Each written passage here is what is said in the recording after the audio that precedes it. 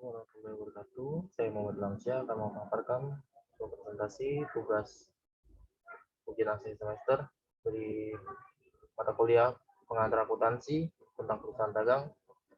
Muhammad Lamsyah dengan NIM 2892-1526 dari Prodi Manajemen Plus A1 dengan dosen pengampu Ibu Desi Adigawati SE AKMSI.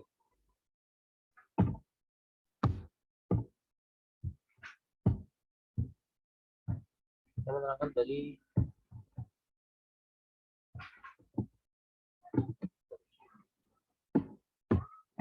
menerangkan dari pengertian perusahaan dagang. Pengertian perusahaan dagang seperti namanya, perusahaan dagang adalah perusahaan yang bergerak dalam bidang perdagangan barang dan aktivitas utamanya adalah menjual barang. Perusahaan dagang menjual kembali barang yang mereka jual tanpa mengubahnya sedikit pun. Yang dimaksud dengan mengubah barang adalah mengolah atau mengubah nilai dan bentuk barang itu sendiri. Jadi perusahaan barang hanya membeli barang dan tinggal menjualnya saja dengan harga jual yang lebih tinggi dari harga beli. Keuntungan yang didapatkan perusahaan dagang berasal dari selisih harga barang yang mereka jual. Yang kedua, ciri-ciri perusahaan dagang adalah ciri-ciri perusahaan dagang memiliki dua ciri utama yang dapat dilihat dari usaha yang dilakukan dan kegiatan akuntansinya. Yang dimaksud dengan usaha yang dilakukan adalah perusahaan dagang melakukan pembelian barang dagang dan menjualnya kembali tanpa terlebih dahulu mengolah barang tersebut. Dengan reseller. Sedangkan dari kegiatan akuntansinya, perusahaan dagang menggunakan akun persediaan barang dagang, di mana terdapat perhitungan harga pokok penjualan dan laporan laba rugi dapat menggunakan bentuk single step dan multiple step. Proses inti perusahaan dagang memiliki proses ini yang sangat berbeda dengan perusahaan non-dagang. Dapat disimpulkan proses inti perusahaan dagang adalah sebagai berikut. Yang pertama, pembelian mencakup pembelian peralatan dan perlengkapan perusahaan, pembelian barang dagang, dan pembelian barang lainnya untuk kegiatan usaha. Yang kedua, pengeluaran biaya, yaitu kegiatan perusahaan dalam mengeluarkan sejumlah biaya untuk membeli barang, membayar pajak, dan penunjang operasional perusahaan. Yang ketiga, penjualan, yaitu kegiatan perusahaan menjual barang dagangan untuk memperoleh pendapatan atau keuntungan. Sama halnya seperti penjualan yang lain, perdagangan yang lain. Dan yang terakhir, penerimaan keuntungan, yaitu penerimaan keuntungan hasil penjualan barang. Penerimaan keuntungan dari penjualan barang biasanya disertai dengan penerimaan yang diperoleh dari pelunasan dari pihak lain. Jenis-jenis transaksi yang terjadi pada perusahaan dagang yaitu sebagai berikut. Transaksi pembelian barang dagang. Transaksi pembelian barang dagang adalah kegiatan pembeli suatu produk dari sebuah toko, perusahaan maupun perorangan. Transaksi pembelian barang dagang dibagi menjadi dua, yaitu transaksi pembelian barang dagang yang dilakukan secara tunai di antara dan transaksi pembelian barang dagang yang dilakukan secara kredit. Yang pertama, pembelian barang dagang secara tunai. Perusahaan membayar secara tunai kepada supplier atas barang yang telah dibelinya yang kemudian akan dijual kembali. Pencatatan pembelian barang dagang dengan cara tunai dalam sebuah jurnal akan dicatat dalam akun pembelian di debit dan kas di kredit. Yang kedua, pembelian barang dagang secara kredit. Perusahaan berhutang kepada supplier atas pembelian barang dagang yang akan diperdagangkan kembali nantinya oleh perusahaan. Pencatatan pembelian barang dagang dengan cara kredit dalam sebuah jurnal akan dicatat dengan cara mendebit atau akun pembelian dan mengkredit akun utang dagang di leasing. Yang kedua, transaksi retur pembelian dan pengurangan harga. Apabila barang pesanan perusahaan ada yang mengalami kerusakan atau barang tidak sesuai dengan pesanan perusahaan, maka perusahaan akan mengembalikan atau meretur kembali barang yang rusak atau tidak sesuai tersebut kepada pihak penjual. Jenis transaksi ini jika dilakukan dengan kredit, maka akan dicatat dalam jurnal dengan mengkredit akun retur pembelian dan pengurangan atau potongan harga serta mendebit akun utang dagang.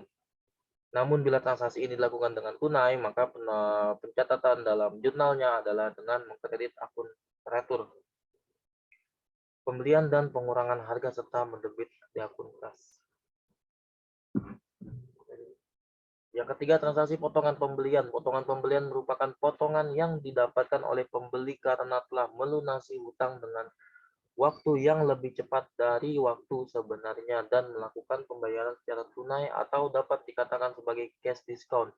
Transaksi potongan pembelian dicatat dalam jurnal dengan mengkredit akun kas dan potongan pembelian serta mendebit akun hutang dagang. Transaksi beban hutang pembelian. Transaksi beban angkut pembelian merupakan biaya beban angkut pada barang dagang dari gudang pihak supplier ke gudang pihak pembeli yang akan ditanggung oleh pihak pembeli.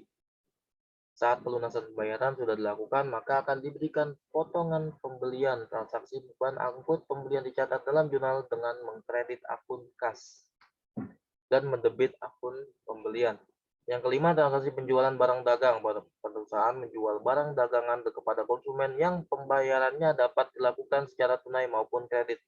Transaksi penjualan secara tunai akan dicatat dalam jurnal dengan mengkredit akun penjualan dan mendebit akun kas. Jika transaksi penjualan dilakukan secara kredit, maka pencatatan dalam jurnalnya adalah dengan mengkredit akun penjualan dan mendebit akun piutang dagang. Yang keenam, transaksi retur, penjualan dan pengurangan harga. Dalam jenis transaksi ini, perusahaan harus mengambil kembali barang dagang yang telah dipesan oleh pihak konsumen yang dikarenakan barang mengalami kerusakan atau barang tidak sesuai dengan pesanan pembeli. Bila penjualan dilakukan secara kredit, maka pencatatan akan dibuat dengan mengkredit piutang dagang dan mendebit akun retur. Penjualan dan pengurangan harga. Sedangkan untuk penjualan yang dilakukan secara tunai, maka pencatatannya adalah dengan mengkredit kas dan mendebit akun retur penjualan dan pengurangan harga. Yang ketujuh, transaksi potongan penjualan. Di dalam transaksi potongan penjualan, perusahaan atau pihak penjual akan memberikan potongan penjualan kepada pihak pembeli yang telah melunasi piutang sesuai dengan waktu yang ditetapkan. Transaksi potongan penjualan dicatat dengan mengkredit akun kas dan serta mendebit akun kas dan potongan penjualan. Yang kedelapan, transaksi beban angkut penjualan. Transaksi beban angkut penjualan merupakan beban biaya angkut yang ditanggung oleh pihak penjual saat mengirimkan barang dagangan. Pencatatan dalam jurnal pada transaksi ini membutuhkan adanya bukti penerimaan kas atau bukti kwitansi. Yang kesembilan, transaksi persediaan barang dagangan. Sisa barang dagangan yang belum terjual habis oleh perusahaan akan dihitung jumlahnya dan kemudian dicatat dalam akun persediaan barang dagangan. Yang terakhir, transaksi pembayaran utang. Perusahaan atau pihak pembeli wajib melunasi utang kepada pihak penjual atas pesanan pembelian barang dagang yang pembayarannya dilakukan secara kredit. Selanjutnya, transaksi penerimaan piutang. Perusahaan atau pihak penjual memperoleh pelunasan piutang dari pihak pembeli atas pembelian barang secara kredit oleh pihak pembeli.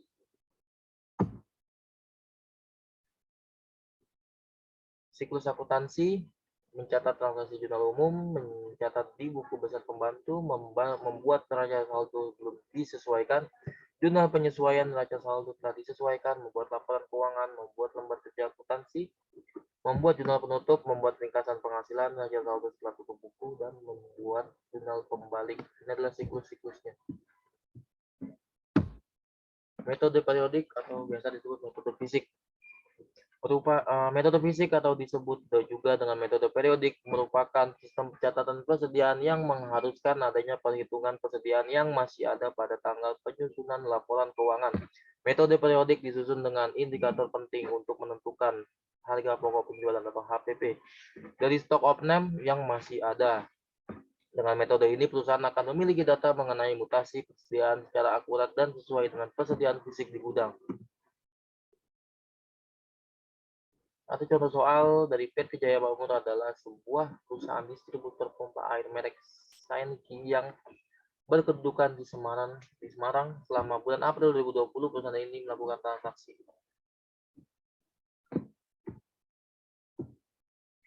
Membayar utang ke PT Dinamo Emas Jakarta sebesar 22 juta pada tanggal 1 bulan 4 2020. Maka pencatatan bukunya, utang usaha berada di debit dan kas berada di kredit. Pada tanggal 2 April 2020 membeli peralatan kantor dari toko ATK seharga 26 juta rupiah secara tunai. Maka pencatatannya peralatan kantor berada di debit dan kas berada di kredit.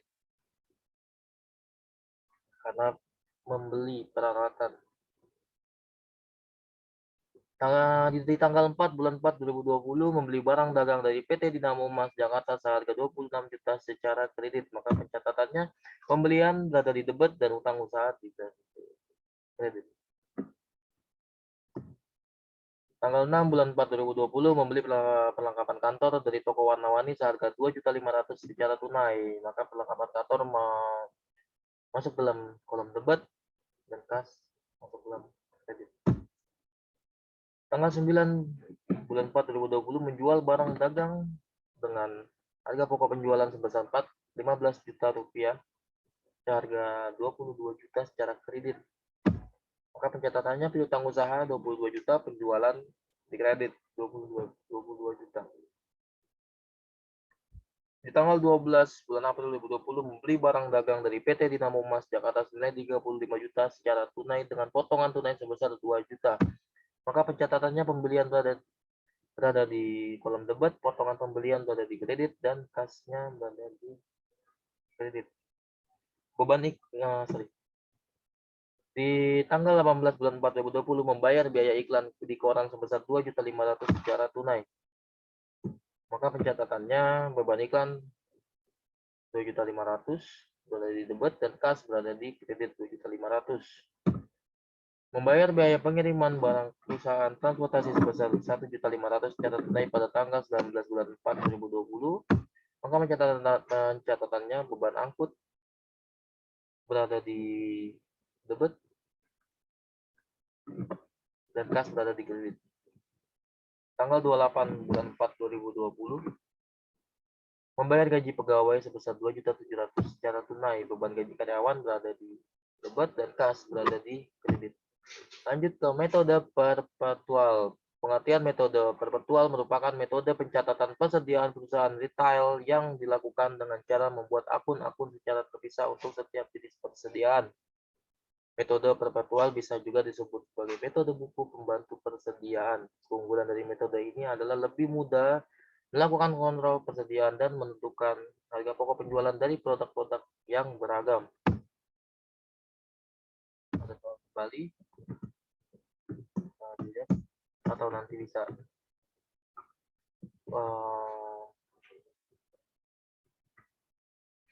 jadi PT Prima Niaga.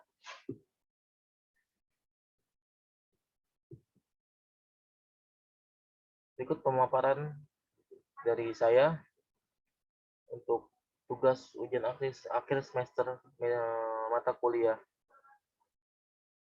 pengantar akuntansi. Apabila ada kesalahan dalam pemaparan, mohon maaf. Wassalamualaikum warahmatullahi wabarakatuh.